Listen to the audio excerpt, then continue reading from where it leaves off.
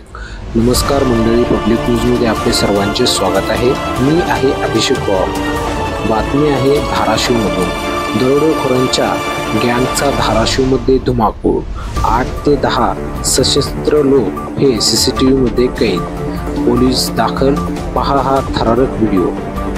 दरोडेखोरांच्या गँगने धाराशिवमध्ये धुमाकूळ घातला असून 8 ते 10 सशस्त्र लोक हे CCTVमध्ये कैद झाले आहेत आणि कैद झालेल्या 8 ते 10 लोकांपैकी काही जणांचे चेहरे हे CCTVमध्ये स्पष्ट दिसत आहेत आणि याच कारणामुळे धाराशिव शहरामध्ये दहशतीचे वातावरण निर्माण झाले आहे।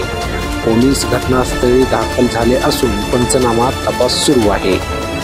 धाराशिव शहरातील गांधी नगरमधील एक घर फोडले गेले आहे।